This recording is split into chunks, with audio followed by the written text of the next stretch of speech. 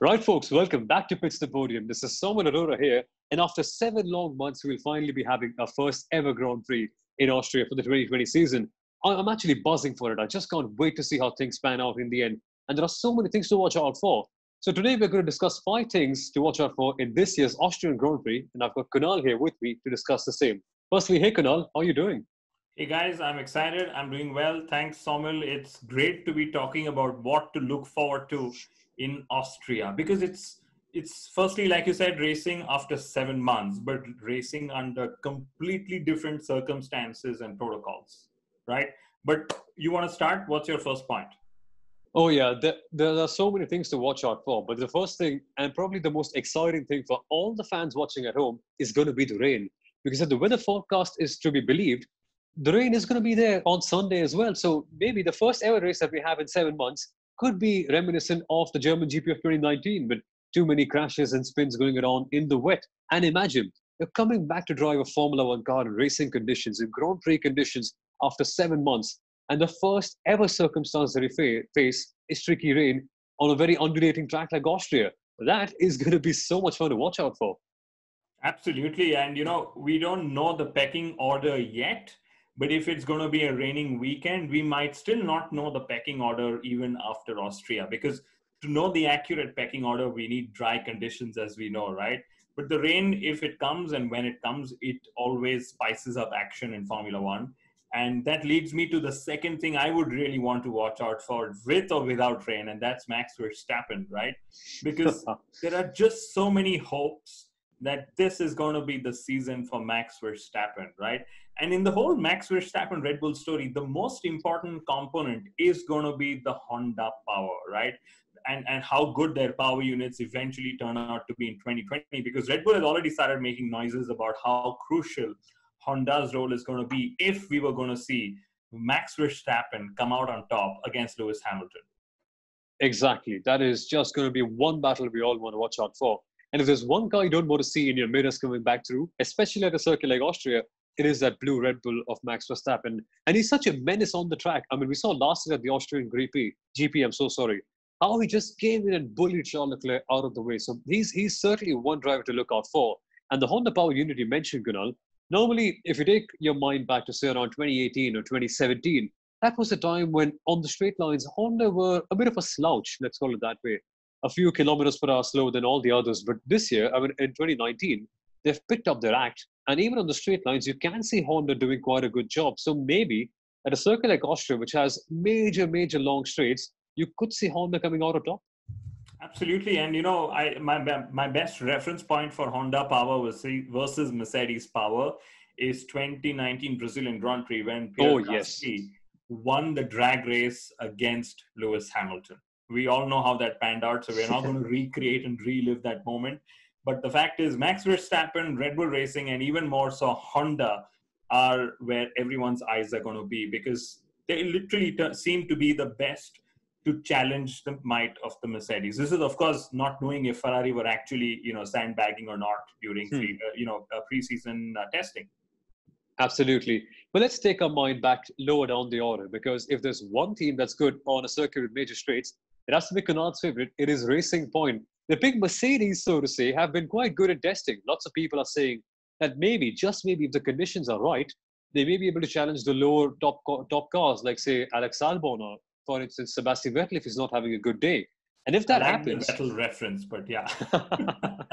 But if that happens, imagine Racing Point, the team that usually picks up the scraps, they'll actually be the ones going in and pushing the top teams. And that is something that I'm very interested in watching.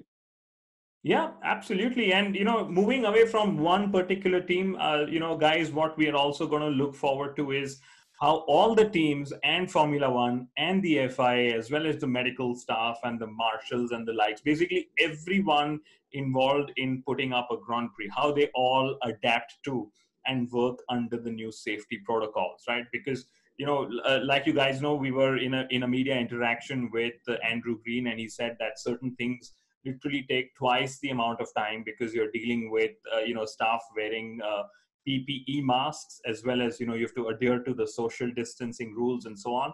So it will be interesting to see how teams are able to actually adapt to the safety protocols under a Grand Prix environment. Yes, they've tested this in factories, they've done filming day tests and the likes, but the proof of the pudding is going to be when they do it under, under a Grand Prix environment, under Grand Prix circumstances, with all the pressures that come in, because, it's going to be like, you can't get this wrong come what may, because it's either a car that's going to break down and cost you more time, or if you don't follow the safety protocols and you end up with an infected team member, you might jeopardize the whole team's participation in the race. Exactly. And if there's one team that'll actually drill this down to the drivers that just don't crash, please, we can't afford it at this stage. It has to be Haas. We've seen time and again their teammates just hitting into one another. But that aside, let's keep all this for a separate discussion, because one thing that actually defines performances quite a bit in the world of Formula One are tires. Essentially, they're the only contact patch between the car and the tarmac. And Kunal, with the new tire compound allocations coming in for the teams, things can change around quite a bit here in Austria. Yes, absolutely. Let's remember, guys, Pirelli has flattened out the compounds they're going to bring.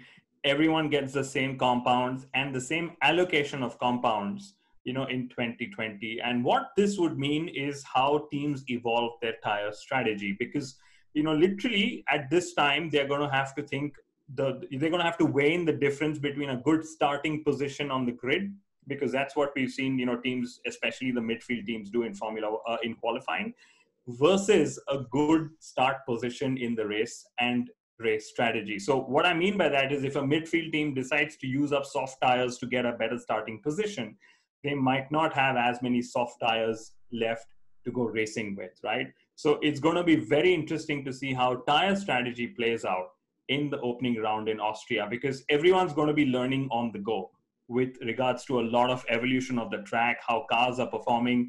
For example, teams will also not know how cars are, behaving when racing close to each other, and what the overtaking delta is, and so on. So all these things are going to play out in real time in Austria, and we will get to know how it all turns out.